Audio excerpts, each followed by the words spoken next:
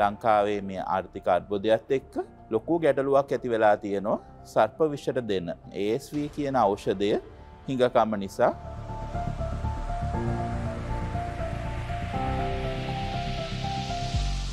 බල්ලන් සපා කෑම දැන් පිස්සු බලු රෝගය ගැන සඳහන් වෙන ආයුර්වේදයේ අවුරුදු 5000කට ඉස්සෙල්ලා ඒ පිළිබඳව සඳහන් කරලා තියෙනවා.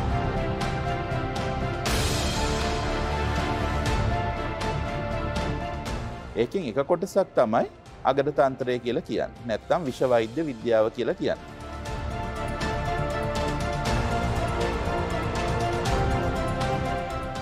එතකොට අපිට මේ වගේ ශාස්ත්‍රයක් තියාගෙන ආයුර්වේදයේ මේ වගේ දැනුම් සම්භාරයක් තියාගෙන හැම වීම ගැන අපි කනගාටු විය යුතුයි.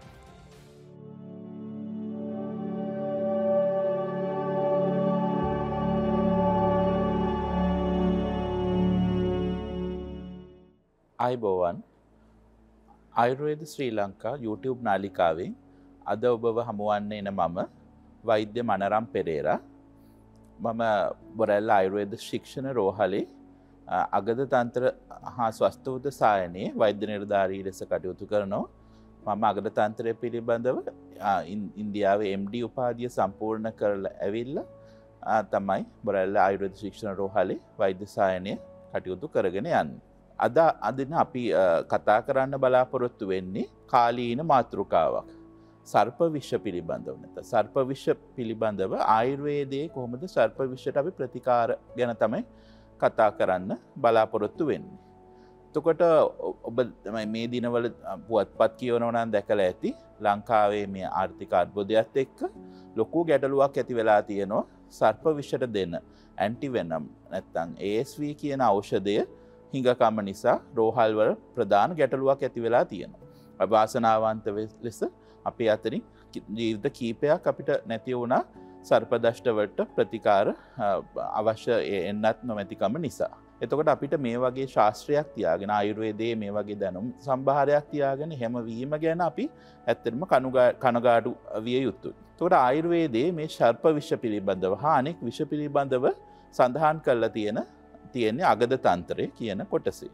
එතකොට ඔබ දන්නවා ආයුර්වේදයේ අංග 8ක් ප්‍රධානව දක්වලා තියෙනවා. අපි නවීන බටහිර විද්‍යාවේ විශේෂඥවරු ඉන්නේ වගේ ආයුර්වේදයේ කොටස් 8ක් යටතේ විශේෂඥභාවය නැත්නම් කොටස් 8ක් දක්වලා තියෙනවා. අපි ඒකට කියනවා අෂ්ටාංග ආයුර්වේදය කියලා. ඒකෙන් එක කොටසක් තමයි අගද තන්ත්‍රය කියලා කියන්නේ. නැත්නම් විෂ වෛද්‍ය විද්‍යාව කියලා කියන්නේ. එතකොට මේ අගද තන්ත්‍රයේට මොන වගේ වපසරියක්ද තියෙන්නේ කියලා සලකලා බලමු. එතකොට අගද තන්ත්‍රයේ ඇතුළත් වන කොටස් පිළිබඳ ආචාර්යවලයා මෙහෙමයි දක්වලා තියෙන්නේ. අගද තන්ත්‍රං නාම සර්ප කීට ලූතා මෝෂකාදී දෂ්ට විෂ ව්‍යංජනාර්ථං විවිධ විෂ සංයෝගෝ උපශමනාර්ථං ච කියලා.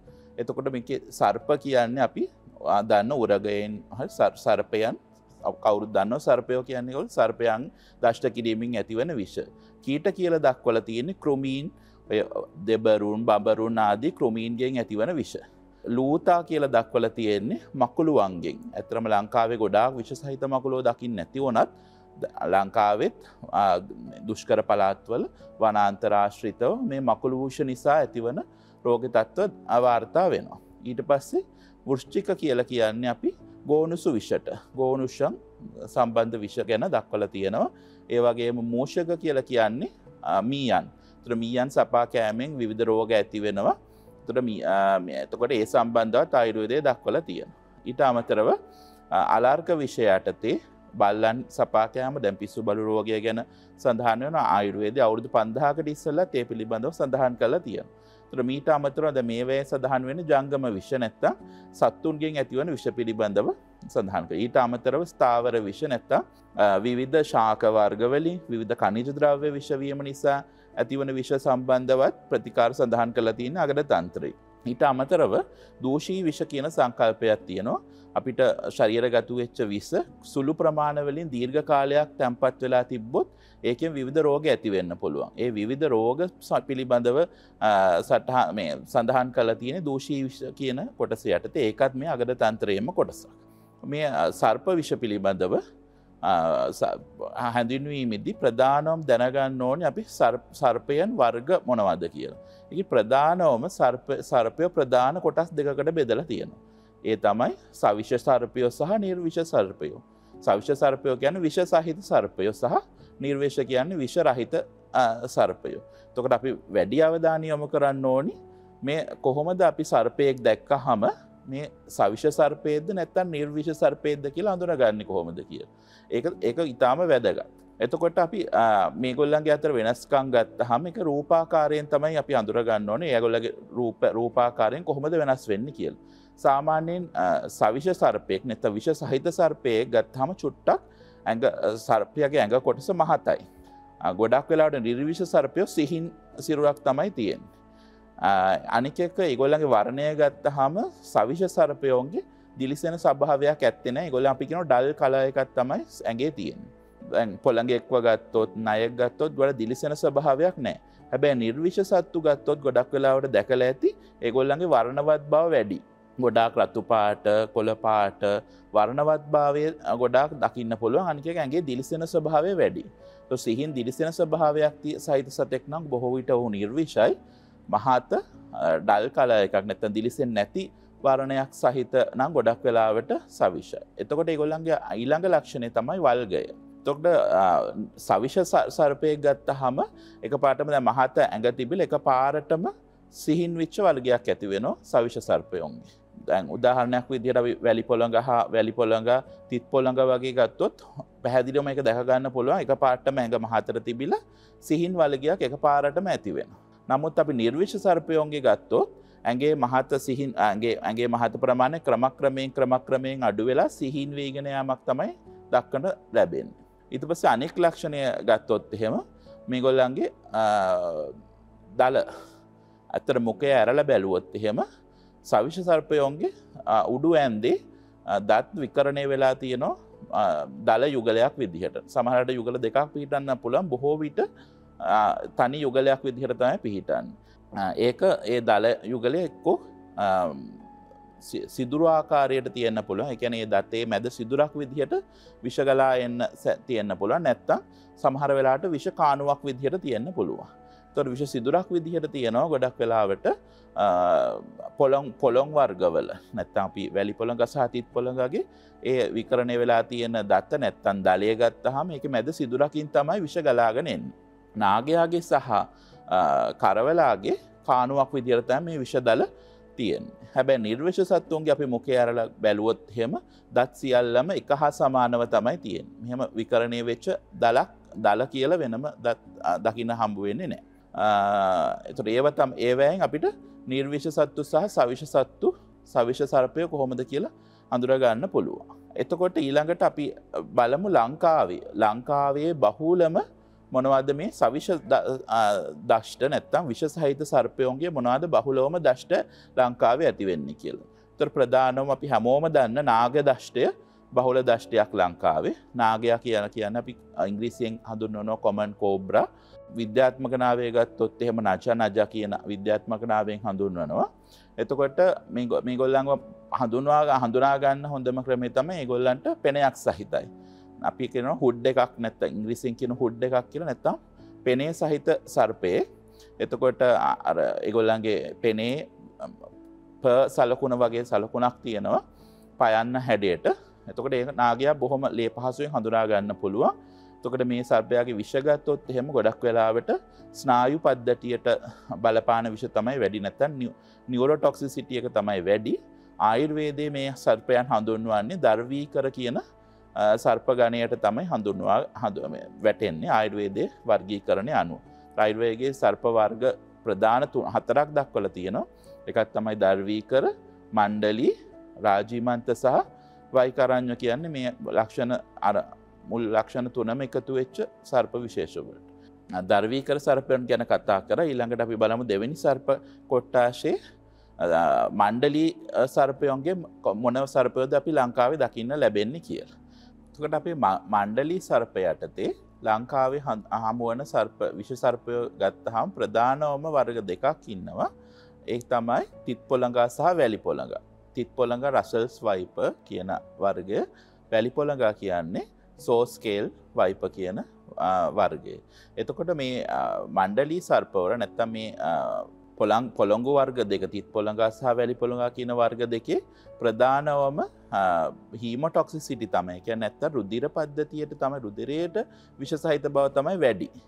එතකොට අපි ආයුර්වේද පැත්තෙන් ගත්තොත් එහෙම මේක පිත්ත කෝපකර සර්පය. පිත්ත සම්බන්ධ ලක්ෂණ තමයි වැඩිපුර දක්නට ලැබෙන්නේ මෙම දෂ්ටවලදී. ඒ කියන්නේ තිත් පොළඟා සහ වැලි පොළඟා. ඊළඟ සර්ප වර්ගය තමයි රාජීමන්ත කියලා කියන්නේ. රාජීමන්ත වර්ගයට අයත් වන ලංකාවේ විෂසහිත සර්පයෝ ගත්තාම එකක් තමයි කරවල විශේෂ දෙකක් ඉන්නවා. මුදු කරවලා සහ තෙල් කරවලා කියන විශේෂ දෙක. එතකොට අපි මුදු කරවලා සහ තෙල් කරවලාගේ විෂ ගත්තාම ඒගොල්ලන්ගේ ස්නායු පද්ධතියට බලපාන විෂ තමයි වැඩිපුර දක්වන්නට ලැබෙන්නේ.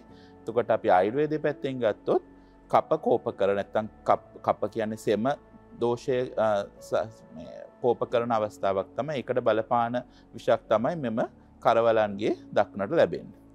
එතකොට අපි ප්‍රධානම් දැන් අපි සත්තු පහක් ගැන කතා කරා. නයා, තිත් පොළඟ, වැලි පොළඟ, මුදු කරවලා සහ තෙල් කරවලා ගැන. එතකොට අපි ඉස්සර අපි මේ සවිෂ වර්ග විදිහට ලංකාවේ සඳහන් කළ තිබ්බේ මේ වර්ග පහ වුණත් දැන් මෑත කාලීනව තව සර්ප කොට්ටාශයක් මේ සවිෂ කොටසට දාලා තියෙනවා.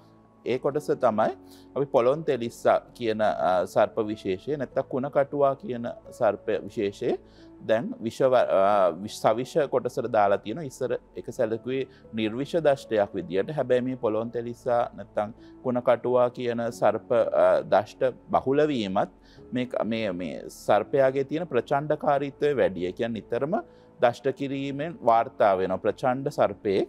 ඒක නිසා මෙම සර්ප දෂ්ටයෙන් මරණ වාර්තා වීමක් සිදු වුණ නිසා වැඩිපුර ඒක නිසා මේ සවිෂ කොටසට මේ සර්පයත් ඇතුළත් කරලා තියෙනවා. ඒ අනුව අපිට ලංකාවේ ප්‍රධානව සවිෂ දෂ්ට වර්ග 6ක් සර්පයන් වර්ග 6කගේ වාර්තා වෙනවා. එතකොට අනික් කොටස් ගත්තාම ගොඩක් වෙලාවට නිර්විෂ සර්පයෝ. නිර්විෂ සර්පයෝන්ගේ බොහෝ විට විෂ නිසා හානි ඇති වෙන්නේ නැහැ. නමුත් සමහර වෙලාවට ඒ තුවාල වුණාම ඒවැ විස බීජ ඇතුළු වීම නිසා හානි ඇති වෙන්න පුළුවන්. ඊට පස්සේ අපි බලමු මේ අපි හිතමුකෝ කෙනෙක්ට දෂ්ටයක් වුණා. ඒ දෂ්ටය වුණාට අපි සර්පයා මොන සර්පයාද කියලා හඳුනාගෙන නැහැ. කියලා අපි දකින්න නැතුව දෂ්ටයක් වුණා කියලා. ඒතර අපේ පාරම්පරික ක්‍රම තියෙනවා සර්පයා නොදන්නා විටදී මේ මොන සර්පයාද මේ දෂ්ටය සිදු කරලා තියෙන්නේ කියලා හඳුනා ගන්න ක්‍රම. එතකොට ඒකේ ප්‍රධානම එක ක්‍රමයක් තමයි අපි පාවිච්චි කරනවා දූත ලක්ෂණ කියන එක. අපි වෙද මහත්තයා ළඟට මේ සර්ප දෂ්ටයක් වුණා කියලා පණිවිඩය අරගෙන එන පුද්ගලයා කතා කරන වචන වලින්. එතකොට ඒ වචනවල අකුරු කීයක් තියෙනවද කියලා ගණන් කරලා ඒ මාර්ගයෙන් වෛද්‍යවරයා දැනගන්නවා මේ දෂ්ට කළ තියෙන මෙම සර්පය කියලා. එතකොට සර්පයාගේ වර්ගය වගේම මේ සර්පයා දෂ්ට කරපු වෙලාව සහ ඒ කතා කරන දේවල් අනුව වෙද මහත්තරු කියනවා අපේ පාරම්පරික වෛද්‍යවරුන්ට කියන්න හැකියාව තියෙනවා මේක අසාධ්‍ය දෂ්ටයක්ද මෙයාව හොඳ කරන්න පුළුවන්ද බැයිද කියලා. ඒගොල්ලන්ට ඒ වගේ ඥානයක් තිබුණා ඒ දවස්වල. ඊට අමතරව ඒගොල්ලන් සමහර වෙලාවට මට අත්දැකීම් තියෙනවා ඉන්දියාවේ පාරම්පරික වෛද්‍යවරුන් ගැන. ඒගොල්ලන් අපි පුහුණුවට ගිහිල්ලා ඉන්නකොට ඒගොල්ලන්ට දැන් අපි හිතමුකෝ අද උදේ පාන්දර වැඩ පටන් ගන්නකොට කියනවා මේ බෙහෙත සූදානම් කරලා තියාගන්න. අද මේ වගේ දෂ්ටයක් රෝගියෙක් එන්න පුළුවන් කියලා. ඇත්තටම හවස් වෙනකොට මේ වගේ රෝගීන් පැමිණෙනවා. එතකොට ඒ වගේ හැකියාවක් තිබුණ වෛද්‍යවරු සහ ඒගොල්ලන්ට වෙනම ඥානයක් ඇත්තට මේ කිව්වොත් එම අපි කියන තෙවැනි ඇසක් වගේ දෙයක් තියෙනවා ඒ වෛද්‍යවරුන්ට ඒ වගේ දේවල් දැනගන්න. එතකොට දෙවැනිය පාවිච්චි කරන ක්‍රමයක් තමයි සමහර ඖෂධ වර්ග දීලා අපි රෝගියාට ඒ වෙලාවේ කන්න දෙනවා සර්ප දෂ්ටණයෙන් පස්සේ. හපන්න කියලා යාට දැනෙන රස අනුව වෛද්‍යවරයා තීරණය කරනවා මේ මොන සර්පයෙක්ද දෂ්ට කරලා තියෙන්නේ කියලා. උදාහරණයක් විදිහට ඒ විදිහට ගන්න ඖෂධයක් තමයි කරඳ. කරඳ ඇටයක් කන්න දීලා ඉවර වෙලා රෝගියාට පැණි රස දැනෙනවා නම් වෛද්‍යවරයා එකෙන් දැනගන්නවා මේ දෂ්ටය වෙලා තියෙන නාගයෙක්ගෙන් කියලා. එතකොට රෝගියා කිව්වොත් මට නිකන් කුණු රසක් වගේ දැනෙනවා කියලා. එතකොට වෛද්‍යවරයා දැනගන්නවා මේ දෂ්ට කරලා තියෙන්නේ කුණ කටුවෙක් කියලා. එතකොට අපි ලුණු රසක් වගේ දැනුනොත් එහෙම රෝගියාට මේ එකම අපි එකම ඖෂධය දීලා එක එක රෝගීන්ට එතකොට එක එක රස දැනෙන කුණු ලුණු රසක් වගේ දැනුනොත් දන්නවා කරවලෙක් තමයි මේ දෂ්ට කරලා තියෙන්නේ කියලා. එතකොට පිටි රසක් වගේ දැනුනොත් දන්නවා මේ මීයක් කාපු රෝගියෙක් තමයි මේ ඉන්නේ කියලා. එතකොට ඒ වගේ එකෙන් තීරණය කරන්න පුළුවන් මේ මොන දෂ්ටයක්ද වෙලා තියන්නේ මොන සර්පයේද මේ දෂ්ට කරලා තියෙන්නේ කියලා. එතකොට ඊට අමතරව වෛද්‍යවරුන් පාරම්පරික වෛද්‍යවරුන් පාවිච්චි කරන ක්‍රමයක් තමයි අඳුන් බැලීම කියන එක. එතකොට ගොඩාක් දෙනෙක් දන්නවා මේ අඳුන් බලන්නේ මොනවටද කියලා. අපි පහනක් දැල්වල ඒකේ ඇත්තටම කිව්වොත් ඒක පාරම්පරික ක්‍රමයක්. එතකොට ඒකේ ඒ මගින් සර්පයෝ නිශ්චය කරන්න පුළුවන්. අපි මේකේ විද්‍යාත්මක පැත්ත ගත්තොත් අපි රෝගියා ඉස්සරහ තියාගෙන එයාගෙන් අහනවා මේ පහන් දැල්ල කොහොමද ඔයාලට පේන්නේ කියලා. එතකොට සමහර වෙලාවට කියනවා පහන් දැල් දෙකක් විදියට පේනවා තුනක් විදියට පේනවා කියලා. එතකොට මම ඉස්සලා කිව්වා සමහර සර්ප දෂ්ටවලදී නාගයාගේ දෂ්ටවලදී කරවලාගේ දෂ්ටවලදී මේ ස්නායු පද්ධතියට තමයි බලපාන්නේ කියලා. එතකොට ස්නායු පද්ධතියට බලපාමක් ඇති වුණාම විශේෂයෙන් සමහර වෙලාවට මේ එක එක්කෙනාගේ දෘෂ්ටිය නැත්තම් අපේ ඇසේ පෙනීම වෙනස් වෙන්න පුළුවන්. එතකොට සමහර වෙලාවට මේ පහන් දැල්ල දෙකක් විදියට පේන්න පුළුවන් දෙක තුනක් විදියට පේන්න පුළුවන්. අපි ඒකට කියන ඩබල් විෂන් එකක් ඇති වෙන්න පුළුවන්. එතකොට දෘෂ්ටියේ වෙනස්කම් හඳුනා ගන්න ක්‍රමයක් විදිහට මේ පහන් දැල්ල භාවිතා කරා වෙන්න පුළුවන්. අපි විද්‍යාත්මක පැත්ත සලකලා බැලුවොත්. එතකොට මේ ඒකෙන් හඳුනා ගන්න පුළුවන් මෙයාගේ ස්නායු පද්ධතියේ මේ විෂ බලපාලා තියෙනවා. ඒ කියන්නේ මේ අදාළම හරි විෂ සහිත සර්පයෙක්ගේ දෂ්ටයක් තමයි තියෙන්නේ කියලා හඳුනා ගන්න යොදාගත්ත වෙන්න පුළුවන්. එහෙම නැත්නම් ඒගොල්ලන්ගේ අර අපි කියනවා ඒගොල්ලන්ගේ තිබ්බ දියුණු කරපු ඥානය මගින් අඳුන බැලීම මගින් විවිධ ක්‍රම ඒගොල්ලන් පාවිච්චි කරලා ජ්‍යොතිෂයදී එතකොට ඒ මගින් හඳුනාගත්තා වෙන්නත් පුළුවන් සර්ප මේ මොන සර්පයාද දෂ්ට කරේ කියලා.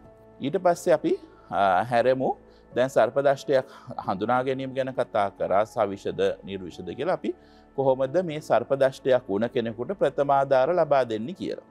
එතකොට අපිට පාරම්පරිකව භාවිතා කරපු ප්‍රථමාධාර වලට දැන් අපි සමහර ප්‍රථමාධාර ක්‍රම අපි නවීන මත අනුව සහ ලෝක සෞඛ්‍ය සංවිධානයේ නිර්දේශ අනුව සමහර දේවල් අපිට ඉවත් කරන්න වෙලා තියෙනවා. සමහර දේවල් අපි සමහර වෙනස්කම් එක්ක පවත්වා ගන්න පුළුවන්කම තිබිලා තියෙනවා. මුලින්ම පටන් ගන්න අපි දැන් සර්ප දෂ්ටයක් වුණාම ප්‍රධානම කරන්න ඕන දෙක තමයි රෝගියාගේ සර්ප දෂ්ටය වුණ තැනින් වහම ඉවත් කරන්න ඕනේ. මොකද නැත්තම් දෙවනි වරටත් සර්පයාගෙන් දෂ්ටයක් වෙන්න පුළුවන්. එතකොට රෝගියා ඉවත් කිරීම වැදගත්. ඒ වගේම ඊටාම වැදගත් දෙයක් තමයි රෝගියාගේ බය නැති කරන එක. රෝගියා ගොඩාක් රෝගීන්ට ගොඩාක් රෝග ලක්ෂණ වැඩි වෙන්නේ සහ රෝගියාගේ ලක්ෂණ තීව්‍රතාවය වැඩි වෙන්නේ බය නිසා. සමහර වෙලාවට ගත්තාම ඇත්තටම දෂ්ටයක් වෙලත් නැහැ. යන්තම් සර්පයා ගෑවිලා විතරයි තියෙන්නේ. නමුත් රෝගියාට සර්ප දෂ්ටයක දින ලක්ෂණ සියල්ලම පහළ වෙනවා. ඉතින් ඒ රෝගියා බය වීම නිසා තමයි ඒක වෙන්නේ. එතකොට ප්‍රථමාධාර දෙන තැනැත්තාගේ ප්‍රධාන වගකීමක් තමයි රෝගියාගේ හිත සැනසීම. මේක මේ ලොකු දෂ්ටයක් නෙමෙයි. මේක ලොකු විශේෂයිත සර්පයක් නෙමෙයි. ඔයාට ලොකු ප්‍රශ්නයක් වෙන්නේ නැහැ කියලා රෝගියාව සැනසවීම ඉතාම වැදගත්. එතකොට ඒ මගින් ගොඩාක් රෝග ලක්ෂණ වල තීව්‍රතාවය වැඩිවීම අඩු කරගන්න පුළුවන් රෝගියාව සැනසීම මගින්. ඊට පස්සේ අනික් එක තමයි ගොඩක් වෙලාවට සර්ප දෂ්ටයක් වුණාම සර්ප දෂ්ටයට ලක් වුණ පුද්ගලයා හැමතිස්සෙම බලනවා දුවන්න ඇවිදගෙන ගෙදරට යන්න. එතකොට අපි රෝගියෙක් සර්ප දෂ්ටයක ලක් වුණ රෝගියෙක් ඇවිද්දොත් හරි දිව්වොත් හරි රුධිර සංසරණ වැඩි වෙනවා. අපි දන්නවා ඕන කෙනෙක් දිව්වහම heart rate එක වැඩි වෙලා රුධිර සංසරණය වැඩි වෙනවා. එතකොට මේ විෂ ඉක්මනින් ශරීරය පුරා පැතිරෙනවා.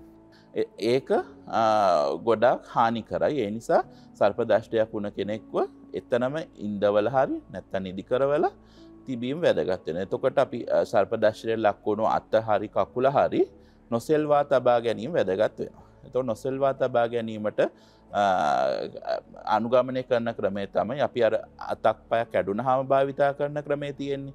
මොන හරි ලී පතුරක් හරි නැත්නම් කාඩ්බෝඩ් කෑල්ලක් හරි කකුලට යටින් තියලා ඒක ක්‍රේප් බැන්ඩේජ් එකක් හරි නැත්නම් මහත රෙදි පැටියක් මගේ හොඳින් වෙලන්න ඕන. ඇත්තටම ඉස්සර අපි භාවිතා කරා අපි ඒකට කියනවා අරිෂ්ඨ බන්ධන යොදනවා නැත්තම් රෙදි කෑල්ලකින් දෂ්ටයේ උණ තැනට හෘදය පැත්තේ තදින් ගැට ගහනවා. ඒකෙන් අපි බලාපොරොත්තු වුණේ විෂ ඉහළට ගමන් කිරීම වළක්වන්න. නමුත් ඒකෙදි ගැටලුව තියෙන්නේ මේ යොදන බන්ධනයේ තද බව. ගොඩාක් තද බව වැඩි වුණත් ඇත්තටම විෂ පැතිරෙන්නේ වසා පද්ධතිය හරහා. වසා පද්ධතිය කියන්නේ ශරීරයේ මතු පිටින්ම තියෙන කොටසක්. එතකොට යන්තම් තද බැම්මක් බන්ධනයක් දැම්මහම ඔය වසා මගින් විෂ පැතිරීම වළක්වන්න පුළුවන්. නමුත් නොදැනුවත්කම නිසා තදට බන්ධන දැම්මහම වෙන්නේ අපේ පාදයට හෝ අතට හෝ ඒ අවයවයට රුධිරය සපයන රුධිර දමනිය තද වෙනවා. එතකොට අපි රෝගියාට මේ බන්ධනය යොදන්නේ සර්පයා දෂ්ට කරපු දැනදිනේ. රෝගියාව රෝහලට ගෙනියනකොට සමහර වෙලාවට පැයක් දෙකක් ගත වෙන්න පුළුවන්. අඩුම තරමින් පැය භාගයක් ගත වෙනවා. ඒතර පැය භාගයක් කකුලට රුධිරය සැපීම නැති වුණොත් වෙන්නේ ඒ අදාළ කකුලේ හරි අතේ හරි තියෙන සෛල මිය යාමට පුළුවන්. එතකොට ඒ පටක මිය යාම නිසා අර සර්ප දෂ්ටයට වඩා ලොකු හානියක් ඇති වෙන්න පුළුවන්. අනික් අවාසිය තමයි අපි බන්ධනයක් යොදලා මේ විෂ පැතිරීම ගොඩක් වැළැක්වුවාම ඒ ස්ථානයේ අපි දෂ්ට මුඛයේ තියෙන අවට ස්ථානයේ විෂ කන්සන්ට්‍රේෂන් එක නැත්තම් විෂ සංයුතිය ගොඩාක් වැඩි වෙනවා. එතකොට ඒකෙන් ඒ පටක වලට හානි වෙලා පටක කුණු වීම වැඩි වෙන්න පුළුවන්. හානිය වැඩි. ඒක නිසා අපි දැනට කියන්නේ බන්ධනයක් යෙදීම සුදුසු ක්‍රමයක් නෙමී විදිහට තමයි සලකන්නේ. අපි බන්ධනයක් යොදනවා නම් ගොඩාක් තද කරන්නේ නැතුව ඒ කියන්නේ දැනගන්න ඕනේ අපි බන්ධනයක් යෙදුවාම අපි මෙහෙම අත කකුල හරි ගැට ගැහුවාම ඒ යොදපු බන්ධනයයි සමයි අතර ඇඟිල්ල දාන්න පුළුවන් තරමේ ලිහිල් බන්ධනයක් වෙන්න ඕනේ. ඊට වඩා තද ගොඩාක් තද බන්ධනයක් දැම්මොත් වෙන්නේ අර රුධිර මේ ගමනයට බාධා ඇති වෙනවා. ඊට අමතරව කරන්න පුළුවන් දෙයක් තමයි විනාඩි 10කට වරක් තප්පර 10ක් බන්ධනය ලිහිල් කරලා ආයෙ ගැට ගන්න එක. ඒ ක්‍රමය පාවිච්චි කරන්න පුළුවන්. ඊට පස්සේ අපි පැරණි කාලේ පාවිච්චි කරා මේ බන්ධනය යෙදුවෙන් පස්සේ දෂ්ට මුඛයේ කපලා ලේ උරා බොන ලේ අයින් කරන ක්‍රමයක්. නැත්තම් දෂ්ට මුඛයට කට තියලා උරලා අයින් කරනවා විෂ. ඒතකොට මේ ක්‍රම දෙකම දැන් අපි ලෝක සෞඛ්‍ය සංවිධානයේ නිර්දේශ අනුව භාවිතා කරන්නේ. එකට එකක් හේතුවක් තමයි අපි තව කෙනෙක් දෂ්ට මුඛයට කට තියලා උරලා බිව්වහම උරලා විෂ ඉවත් කරාම සමහර වෙලාවට ඒ උරණ පුද්ගලයාගේ මුඛයේ මොකක් හරි පොඩි හරි තුවාලයක් තිබුණොත් නැත්තම් ඒ ශ්ලේෂ්මල පටක හරහා ඒ උරණ පුද්ගලයාට විෂ ඇතුල් වෙන්න පුළුවන්. එතකොට ඒ උරණ පුද්ගලයාට විෂ ලක්ෂණ නිසා හානියක් වෙන්න පුළුවන් උග්‍ර විෂ සර්පයෙක් නම්. එතකොට ඒක නිසා අපි ඒක දැනට පාවිච්චි කරන්න එපා කියන ක්‍රමයක් තමයි ඔය මුඛයේ තබා උරා බීම විෂ. එතකොට දෂ්ට මුඛයේ කපලා ඉවර වෙලා ලේ ඉවත් කිරීමත් අපි දැන් අනුමත කරන්නේ නැහැ. මොකද ඔය ප්‍රථමාධාර දෙන්නේ වෛද්‍යවරයෙක් නෙමෙයිනේ ගොඩක් අවස්ථාවලදී. ඒක සාමාන්‍ය පුද්ගලයෙක්ට දන්නේ කැපුමක් කරනකොට කොයි පැත්තටද මේ කැපුම යොදන්න ඕනි. ඒතර අපි සාමාන්‍යයෙන් අපි ශල්‍ය වෛද්‍යවරු දන්නවා මේ කොයි පැත්තටද මේ මසල් අපි මාංශ පේශිය ගත්තොත් මාංශ පේශියේ දික් අතට තමයි කැපුම යොදන්න ඕන. හරස් අතට කැපුම් යෙදුවොත් එහෙම ඒකේ හානි වෙනවා මාංශ කොටස් වලට. එතකොට ඒකෙන් අර සර්ප දෂ්ටයට වඩා හානියක් වෙනවා මේ අනවශ්‍ය කැපුම් යෙදීම. එතකොට මේ අනවශ්‍ය කැපුම් යෙදීම ඒ නිසා අනුමත කරන්නේ නැහැ. අනික් එක තමයි අපි සර්ප දෂ්ටයක් වුණාම ගමේම ඉන්න මිනිස්සු මෙතනට එකතු වෙනවනේ. එතකොට ගොඩාක් දෙනෙක් කියනවා විවිධ දේවල් බොන්න දෙන්න කියලා. කෝපි වර්ග බොන්න දෙන්න කියනවා. වේදනාව අඩු වෙන සමහර වෙලාවට යාළුවෙක් එකතු වුණොත් අපි මත්පැන් දෙන්න පුළුවන්. එතකොට ඒ වගේ දේ පාන වර්ග කිසිම දෙයක් දෙන්න හොඳ නැහැ. විශේෂයෙන්ම අරක්කු නැත්නම් මත්පැන් ගොඩාක්ම විෂ උග්‍ර කරන දෙයක්. මොකද මත්පැන් කියන්නේත් විෂ සහිත දෙයක්. එතකොට තව මේ ශරීරගත වෙලා තියෙනත් විෂයක්. එතකොට විෂ තව වැඩිවීමක් වෙනවා. එතකොට කෝපි වගේ දේවල් කැෆේන් කියන සංයෝගය අඩංගු වෙනවා. ඒකෙනුත් විෂ ලක්ෂණ වැඩි වෙන්න පුළුවන්. ඒ නිසා කෝපි වගේ පාන වර්ගයක් දෙන්න සුදුසු නැහැ. එතකොට මේ රෝගියාව හැකිතරම් ඉක්මනින් රෝහලකට ගමන් කර මේ රැගෙන යාම තමයි සිදු කරන්න ඕනේ. ඊට අමතරව කරන්න පුළුවන් දෙයක් තමයි ගලා යන වතුරෙන් වැඩි තද කරන්නේ නැතුව සබම් මොනවත් දාලා අතුල්ලන්නේ නැතුව විෂ සමහර වෙලාවට සර්පයන්ගේ විෂ හැමේ ගෑවිලා තියෙන්න පුළුවන්. ඒතකොට ඒකෙනුත් පොඩි ඇබ්සෝබ් වෙන ගතිය නැත්නම් ඇතුළට ගමන් කරන ගතියක් තියෙන නිසා ගලා යන වතුරෙන් සෝදලා යවන්න පුළුවන් දෂ්ට මුඛය. ඒක කරන්න පුළුවන්. ඒතකොට ඉක්මනින් රෝගියාව රෝහලකට, ඒ කියන්නේ බටහිර රෝහලකට වේවා ආයුර්වේද රෝහලකට වේවා රෝහල් ගති කිරීම අත්‍යවශ්‍යයි. ඒක සවිෂ සර්ප දෂ්ටයක් නම්. නිර්විෂ සර්ප දෂ්ටයක් නම් එතන ලොකු හොඳින්ම හඳුනනම මේ සර්පය හඳුනා ගන්න පුළුවන් මේ දෂ්ටය කරපු සර්පයා නිර්විෂ සර්පයෙක් කියලා. එතකොට සමානයට ගෙදරදී අපිට ප්‍රතිකාර කරගන්න පුළුවන්. හැබැයි වඩා හොඳයි සර්පයා පිළිබඳව හරියට දන්නේ නැත්නම් හඳුනගන්න කෙනෙක් නැත්නම් ඒ අවස්ථාවේදී සැකසහිතන හඳුනා ගැනීම වඩා සුදුසු ක්‍රමය තමයි රෝහල්ගත කිරීම. මොකද ඕනම සර්ප දෂ්ටයකදී සර්ප සවිෂ දර්ශනයක් වේවා සමහර වෙලාවට සපා කෑම හරියට සිදු වෙලා නැති වුණත් දෂ්ට ලකුණක් නැති වුණත් අපි රෝහල්ගත කරාම රෝගියාව පැය 24ක් තුල අන්ඩර් ඔබ්සර්වේෂන් එක කියන්නේ අපි ඩිරෙක්ට් නිරීක්ෂණය කරමින් තමයි රෝගියාව පසුවන්නේ. සැකසහිත නම් මේ නිර්විෂ සර්පේද්ද සවිෂ සර්පේද්ද කියලා රෝගියාව රෝහල්ගත කිරීම වඩා සුදුසුයි. එතකොට අපි රෝහලේදී අපිට ප්‍රතිකාර කරගෙන යන්න පුළුවන්. එතකොට අපි ආයුර්වේද පැත්තෙන් ප්‍රතිකාර ගැන කතා කරොත් එහෙම ආයුර්වේද ප්‍රධාන ආයුර්වේද රෝහල් වල හැම රෝහලකම වාගේ මේ සර්ප විෂ සම්බන්ධ ප්‍රතිකාර කරනවා. එතකොට ඒකෙදී අපේ උපාධිධාරී වෛද්‍යවරුන් වගේම ප්‍රධාන රෝහල් වල හැම පළාතකම ප්‍රධාන රෝහලේ පාරම්පරික සර්ප විෂ වෛද්‍යවරයෙක් සේවය කරනවා. දැන් බොරැල්ල ආයුර්වේද රෝහලේ ගත්තත් පාරම්පරික විෂ වෛද්‍යවරියක් සේවයේ නියුක්ත වෙලා ඉන්නවා. එතකොට ඒගොල්ලන්ගේ සහාය ලබා ගන්න පුළුවන්.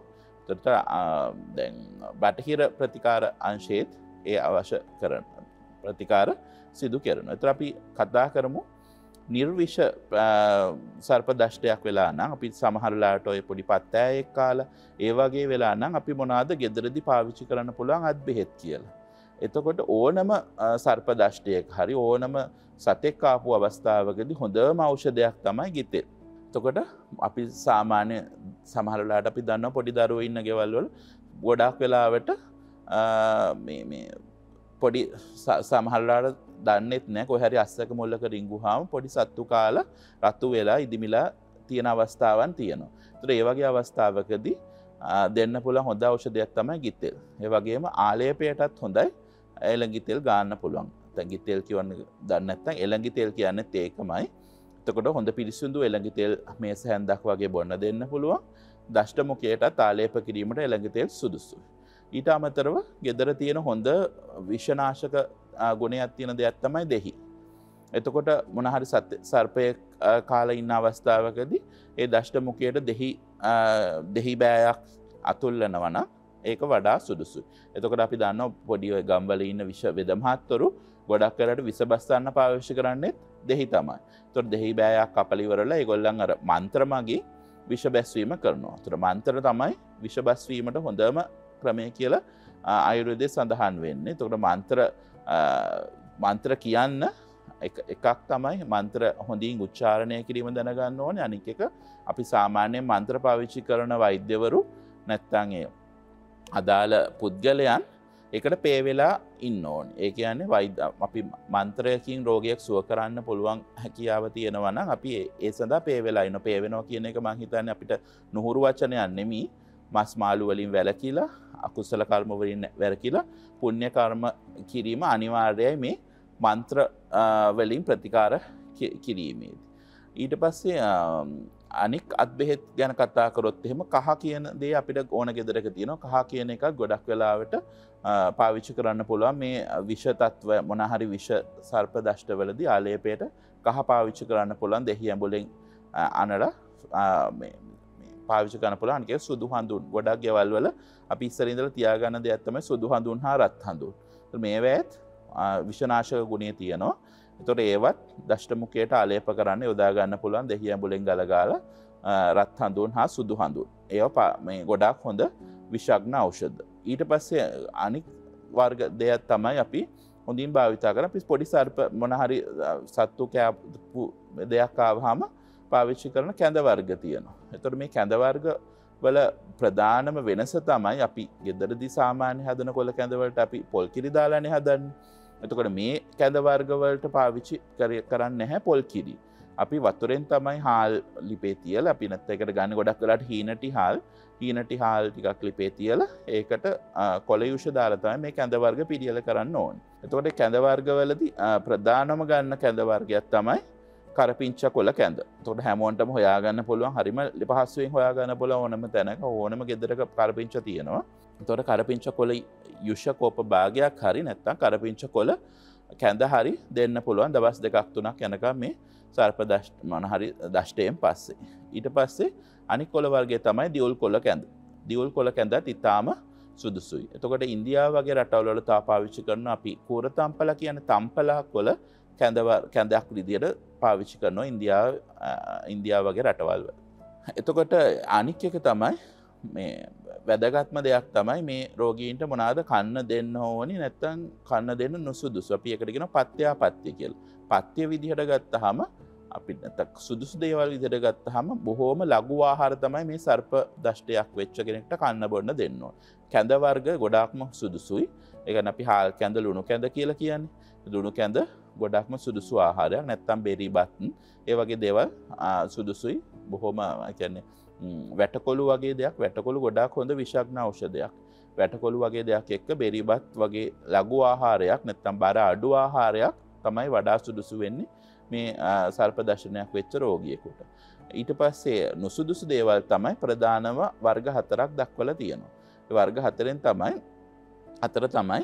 එකක් තමයි මද්ය. මද්ය කියන්නේ මත්පැන් ඊටාම විෂ සහිතයි විෂක් ශරීරගත වුණ කෙනෙක්ට. ඊට පස්සේ තෛල තෙල් සහිත තෙල් කියලා ඇත්තටම දැන් අපේ ආයුර්වේදයේ ලියවිලා තියෙන පොත් ලියවිලා තියෙන ඉන්දියාවේදීනේ. තෛල කියලා හඳුන්වන්නේ තල තෙල්. තල තෙල් වලින් පිසු ආහාර සුදුසු නෑ විෂ ශරීරගත වුණු අවස්ථාවකදී. ඊට පස්සේ කුලත්ත කියන්නේ කොල්ලු. කොල්ලු කියන්නේ අපි දන්න උෂ්ණ අධික ආහාරයක්. කොල්ලු වලින් කරපු දේවල් කොල්ලු කියන එක දැන් අපි ගොඩාක් පාවිච්චි කරන්නේ නැති වුණාට ඉන්දියාවේ හැම දැනටත් පාවිච්චි කරන ආහාරයක්. ඉස්සර අපේ මුතුන් මිත්තු ගොඩාක් හොඳට පාවිච්චි කරපු ආහාරයක්, හොඳ ශක්තිදායක ආහාරයක්. නමුත් විෂ ශරීරගත වුණ අවස්ථාවකදී කොල්ලු පාවිච්චි කිරීම සුදුසු නෑ කියලා දක්වලා තියෙනවා. ඒ වගේම අම්ල. ඒ කියන්නේ ඇඹුල් රසතේ ආහාර විනාකිරි දාපු අච්චාරු වගේ ආහාර සුදුසු නෑ මේ විෂ ශරීරගත වුණ අවස්ථාවකදී. අද අපි කතා කරා ප්‍රධානවම සර්පයකු කොහොමද සවිෂද නිර්විෂද කියලා හඳුනාගන්නේ කියලා. ඒ වගේම සර්පයෝ දෂ්ට කරාම කරන ප්‍රථමාදාර ගැන, ඊට පස්සේ සර්පයකු දෂ්ට කරාවෙද්දී අපිට ගෙදරදී කරන්න පුළුවන් අත්බෙහෙත් ගැන කතා කරා. අපි නැවතත් මේ වගේ වැඩසටහනකින් හමු වෙමු. ඔබට හිතායු සුඛායු දීර්ඝායු.